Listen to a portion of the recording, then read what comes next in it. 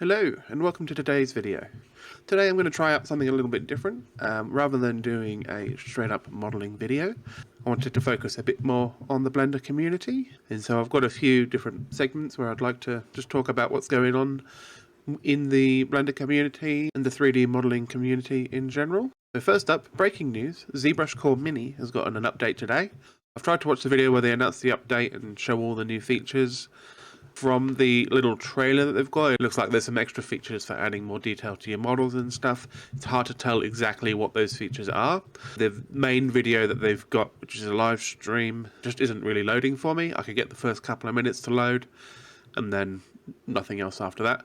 So I think it's just a YouTube processing issue. So hopefully soon that will be fixed up, and if there's enough to talk about, I might do a video on the ZBrush Core Mini update. Otherwise I might just talk about it next time I do a Blender community update. As far as Blender goes, there is lots of talk at the moment about Cycles X, which is a big update to the Cycles rendering engine in Blender. They're advertising speeds up to 7 times faster than what we currently have, which is really exciting. And some people have been doing some testing, and I've seen some videos, and that's really cool. I plan to do some tests on my own rig just to see what differences I can get. So I think I will download some of the example files that Blender has on their website and make a couple of scenes of my own. From my understanding, from what I've seen, it tends to excel at indoor scenes, and you get a bigger difference on indoor scenes versus outdoor scenes. So I'll make one of each, maybe chuck together a forest or something and then an indoor scene.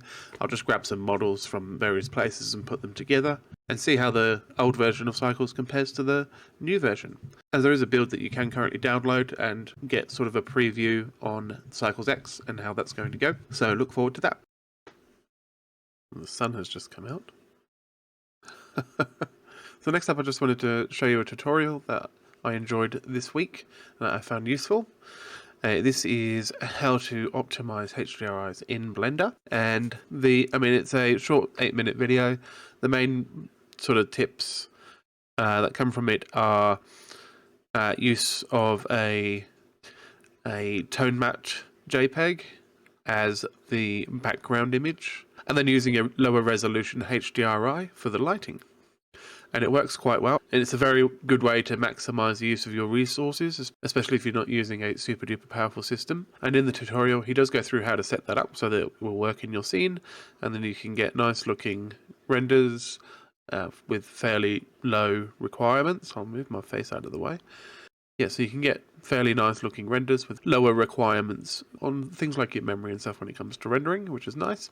So it's by Blender Daily. I will make sure there's a link in the description of this video for you to go check that out. And next up, I wanted to share a resource that I have found quite useful, and it ties in quite nicely with this tutorial, and that is HDRI Haven, which is a fantastic site where you can get over 200 different HDRIs of varying qualities.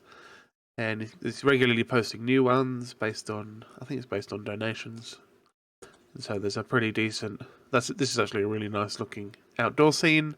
And down here you can pick which version quality you would like to download, and then you can get that in your scenes for nice realistic lighting. Fantastic. And the last segment that I have is taking a look at some community artwork. So I've gone on to Reddit and just had a search around for through some various communities of different artworks created by Blender users, and we've got some pretty nice stuff happening here. So here we've got a really cool Godzilla model by It's G Diggity Dog, and there's a few different images. It looks really, really impressive with the amount of detail that's in this model, because it is a gigantic creature, so you have to have a higher resolution of detail for it to be believable. I really like this shot with the nice realistic lighting. You can tell that a lot of work has gone into getting the details looking really good. I'll just load that one up nice and big. As far as techniques, from what I can see, it looks like there's a general sort of a noise displacement over the whole thing, and then there's just sculpted in details that make the actual form. And by combining those sort of techniques, you get this really nice detail looking creature. The eyes are really quite menacing looking, and the teeth are, there's, nice big teeth. They're all jaggedy and all over the place. Very, very cool. Very impressive that that was made in Blender. Next up is some renders of some Team Fortress 2 maps but made actually in Blender. And they use the better lighting capabilities of Blender rather than the source game engine. And so this is by Kretdui, or Kretdoi. And there's just a few images here, but they look quite nice. And these are maps from a game that's from, here we go, in the sidebar, from 2007.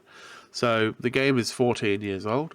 And just by having some nice lighting, possibly some updated textures, and I think in this shot we've got some grass particles going on, so that's really cool.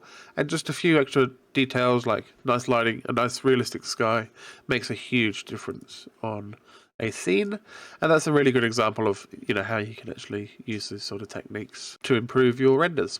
So next we have this piece by EMPPXD, and they've indicated that they're new to Blender and they're learning to make cool stuff with it. I think they've done a really good job for someone that is new to Blender.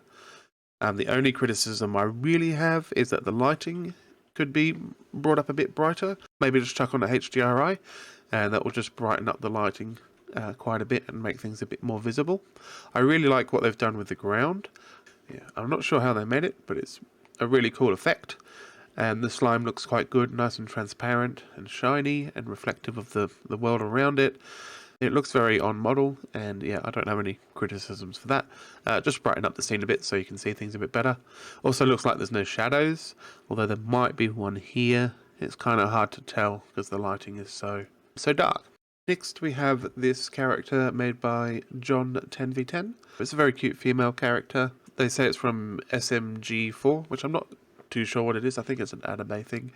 So it's hard to know exactly if the character's on model or not, but the character looks good. The eyes might be a little bit too far apart, and the nose maybe lacks definition. Maybe just some bit of extra texturing work there would bring that out just so it doesn't look quite so... It almost looks like there's no nose, just to make the nose pop out a bit more, because it currently looks like there isn't a nose.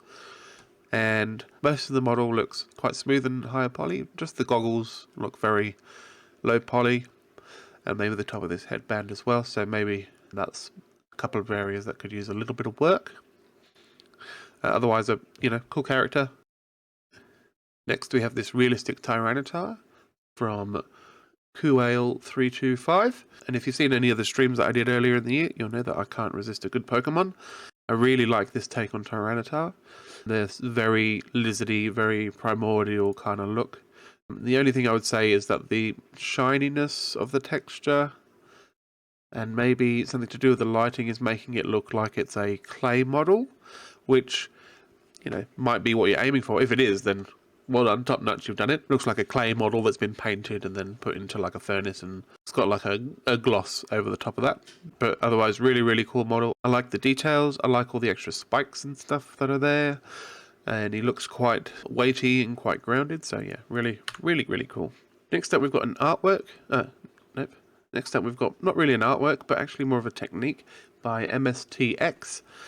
And I'll just quickly play the video that's here. And you can see when he rotates, or when he moves this empty, it creates extra versions of the bridge that's here. And then when he rotates this one, it all comes up together. It's a very, very clever technique. And just from looking in the comments, it's basically using an array with the empty, and by using drivers on the rotation of the other objects that are in the scene, then it all follows the rotation of the first object and comes together. And it's a very clever, seems like a fairly simple technique once you know what it is and how to set it up, but actually figuring out the technique would be the main tricky part of there. Next we have this scene titled Tea Time by Outrageous Practice 70. It's a very nice realistic scene. I don't really have any criticisms for this scene. Maybe the lighting's a little bit too dark in places, but I mean, the current lighting has a nice mood, so it's not really an issue. Maybe the condensation on the glass is a bit too much, it's a bit too harsh. It looks really dirty rather than like condensation. It might be that it's meant to be dirt rather than condensation, in which case ignore me. But it's got a nice focal point on the glass, and then the background blurs out quite harshly, so it looks almost like a painting in the background, and the whole image has a very painterly sort of look, so I really like it for that. yeah, a nice, simple, realistic scene. Got another Minecraft one here. Now, the actual execution of the scene isn't super great, but the main thing that I'm really enjoying from this is actually the movement in the eyes. So these are, in Minecraft, these are called Eyes of Ender, and you place them in these portal frames and it creates a portal to another dimension. And I really love the way that they're all separate but jittery. The animation hasn't just been copied between them, but it's actually these really cool jittery, and it almost looks panicked, which is fun.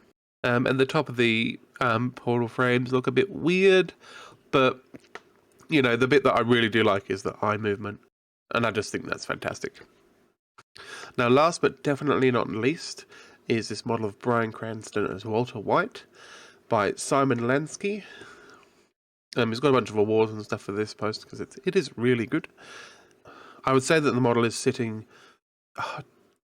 it's just coming out of the uncanny valley. It's almost looking really, really, really good, but there's just a couple of things. This version of the character is probably the best because of the nice, interesting lighting, and I think from looking at some other references and stuff, I think the character tends to squint his eyes a bit harsher, and I think the way he holds his head, it makes the areas where the folds in the head are is a bit harsher. I did notice the beard follicles in this one. They're just covering the whole chin when he's got these little bald patches, which actually do show up in this version of the model. So it's little details like that that can help bring it up. I think the lighting might be an issue here, but I really don't have very much criticism. It's a fantastic model. Looks really good.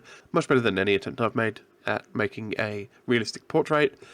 So that's clearly something I need to work on. I really do like the lighting in this one as well. That looks really quite... the stark contrast in the lighting shows up much more detail in the lower half of the face especially, rather than the flat lighting in the front, which tends to hide the details, especially around here. You can see there's less detail here than there is there. So finding a balance in the lighting is important. And that, folks, is just about what I've got for today. So a bit more of a chill video, just hanging out, looking at what other people have been up to, talking about what's going on in the Blender community. I think it's important to reflect on other things and other people's work rather than getting too bogged down in your own stuff all the time. I'm not exactly sure how often I'll do these videos. It sort of depends on how much stuff is going on around, I guess. There's a couple of things I want to do, like a video on Cycles X and ZBrush Core Mini, so I think they would probably take the place of a Wednesday video rather than a Blender community video, just to make sure that I've got plenty of stuff to talk about. Either way, hit like, subscribe, hit the bell. What else do you do on YouTube? Chuck a comment in the comments. There's going to be loads of links in the description for today's video to pretty much everything that we've covered, as well as links to things like Patreon and Discord, if you'd like to jump on and have a chat. Until next time, stay safe out there, have a good time with Blender, and I will see you later. Goodbye! And... Henry, wake up. You're dreaming. No, Henry's dreaming and making noise. I'm being as quiet as I can over here, I'm sorry. No, it's okay, it's just Henry.